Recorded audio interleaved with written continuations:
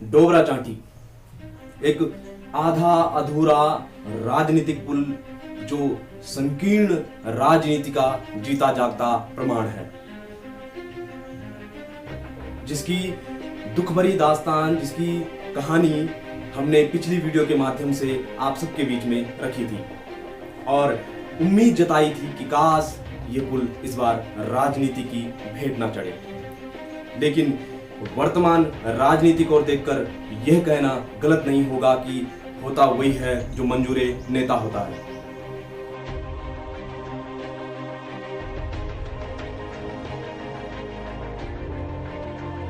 माननीय विधायक विजय सिंह पवार जी ने मीडिया के सामने औपचारिक रूप से ये घोषणा की थी कि बीती 26 जनवरी को उसका उद्घाटन माननीय नरेंद्र मोदी जी के हाथों से किया जाएगा। डोबरा चांटी पुल का 26 जनवरी को इसका उद्घाटन हो कि माननीय मुख्यमंत्री इसका उद्घाटन माननीय प्रधानमंत्री जी आपके कार्यक्रमों से होगा। प्रताप नगर की जनता स्वयं को ठगी हुई महसूस कर रही है।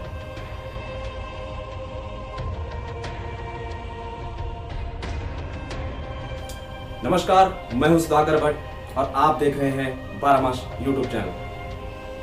आज जहन में एक नाम याद आ रहा है, स्वर्गीय फूल सिंह बिष्ट जी का, जिन्होंने वर्ष 2006 में ये डोबरा चांटी पुल प्रस्तावित करवाया था। अगर आज वह होते तो शायद ये पुल कब का बन चुका होता। प्रताप नगर के चाणक्य, दमदार और धाकड़ नेता, लोकप्रिय नेता, कैसे पहचान बनाई थी इन्होंने समाज में, जनता के बीच। आइए जानते हैं, देखते हैं इस वीडियो में। स्वर्गीय फूल सिंह बिष्ट जी उपली रमोली के बीतपुर गांव के निवासी थे, जो लमगांव के पास ही स्थित है। बिष्ट जी ने विधायक रहते प्रताप नगर में खूब विकास कार्य किए, जगह जगह सड़कें पहुंचाई। टिहरी झील के कारण अलग थलग पड़े प्रताप नगर के लिए भारी वाहनों के आवागमन हेतु डोबरा चांटी पुल भी प्रस्तावित करवाया, जो आज तक निर्माणाधीन है। वे विधायक बनने से पहले लंबे समय तक प्रताप नगर के ब्लॉक प्रमुख रहे। गांव में प्रधान पद से शुरुआत करने वाला राजनीति का यह धुरंधर खिलाड़ी अपने जीवन के आखिरी समय तक राजनीति की मुख्य धारा में रहा। प्रधान, ब्लॉक प्रमुख, विधायक तथा राज्य मंत्री तक पहुंचने वाले फूल सिंह बिष्ट जी एक सामान्य परिवार से उठे और बड़े थे। उन्होंने लंबे समय तक ठेकेदारी भी की। राजनीति में इतनी लंबी पारी खेलने के बावजूद उन पर कोई आरोप नहीं लगा, जो उनके बड़े व्यक्तित्व को दर्शाता है। स्वर्गीय फूल सिंह बिष्ट जी सिर्फ राजनीतिक व्यक्तित्व के धनी नहीं थे, बल्कि सामाजिक सरोकारों में, आर्थिक जानकारी में, एक जो रीति रिवाज क्षेत्र के होते हैं, जो परंपराएं होती है, उन सब का उन्होंने बहुत बखूबी अपने जीवन में निर्वहन किया है। लगातार कई साल तक वो ब्लॉक प्रमुख और पंचायतों का उन्हें बहुत अच्छा अनुभव था। विकास के मामले में उनकी बहुत पैनी नज़र थी। क्षेत्र को हर दिशा में, तब चाहे स्वास्थ्य के मामले में हो, शिक्षा के मामले में हो, पेयजल के मामले में हो, और बहुत सारी जो चीज़ें, विकास की जो चीज़ें होती है, उन पर उनका बराबर अच्छा महत्वपूर्ण योगदान रहा है। चांटी डोबरा पुल का जो कॉन्सेप्ट था, वो उनके ही दिमाग की खूबसूरत उपज थी। निश्चित तौर पर उनकी बड़ी कमी हमारे बीच में है। वो अगर होते तो और बहुत सारी चीज़ें जो उनके, क्योंकि वो पुराने जमाने के नेता थे, गांधीवादी आदर्श परंपरा के वो ध्वजवाहक के रूप में थे, तो बहुत सारी चीज़ें उनके दिमाग की जो उपज थी, बहुत अच्छी जानकारी उनको थी। और क्षेत्र में वो हर परिवार को, घर घर तक लोगों को जानते थे।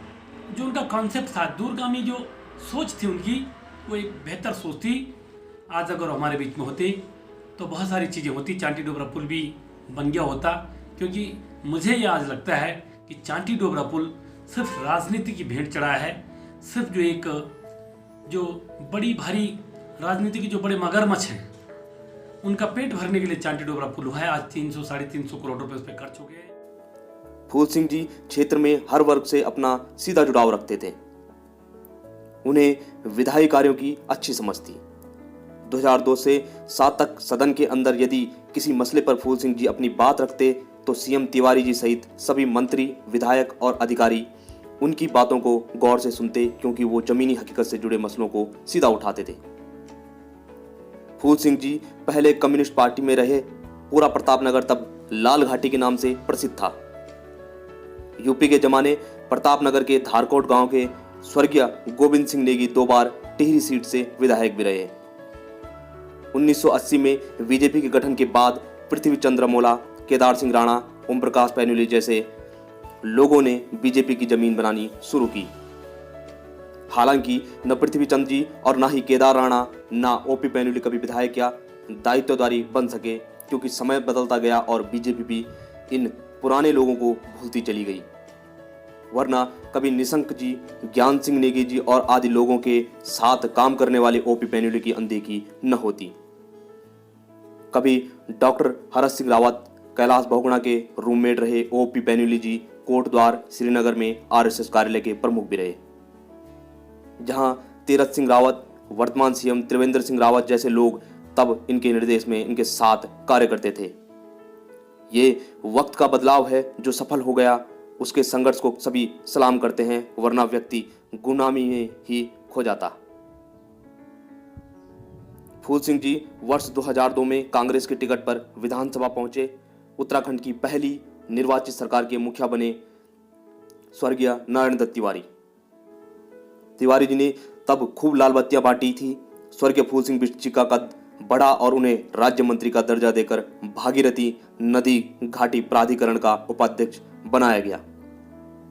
बिष्ट जी को प्रतापनगर की हर तरह की परिस्थिति का गहराई से अनुभव था।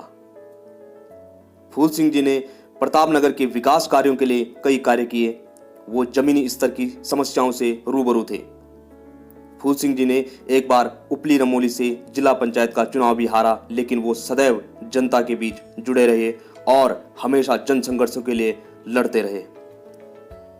इसे प्रतापनगर का दुर्भाग्य ही कहा जाएगा कि फूल सिंह जी कुछ जल्दी चली बसे। यदि उन्हें एक और कार्यकाल मिलता तो निश्चित तौर पर वो उत्तराखंड की कैबिनेट में होते और प्रतापनगर के लिए कुछ बड़ा काम जरूर करते। खासकर डोबरा चांटी को राजनीति की भेंट ना चढ़ने देते। लमगांव घाटी में खुशहाल सिंह रांगड़ जी के बाद वही विधायक बन सके। आज खुशहाल सिंह जी के नाम लमगांव में सरकारी अस्पताल है तो फूल सिंह जी के नाम लमगांव का डिग्री कॉलेज है। नई पीढ़ी के लिए भले ये लोग सिर्फ एक विधायक या नेता के तौर पर ही होंगे, लेकिन पुराने लोगों ने इनके संघर्षों को नजदीक से देखा है। आज यदि फूल सिंह जी होते तो अभी 77 वर्ष के ही होते, लेकिन हार्ट की समस्या और अपनी छोटी बहू के असमय निधन से दुखी वे बीमार रहने लगे और 9 फरवरी 2011 को तकरीबन 11:15 बजे उन्हें CMI अस्पताल देहरादून में आखिरी सांस ली। जलकुर घाटी का वो लाल हमेशा के लिए हम सबसे विदा हो गया। आपके जीवन से हमें आगे बढ़ने की शक्ति और प्रेरणा मिलती रहेगी। हमें आप पर गर्व है। आपको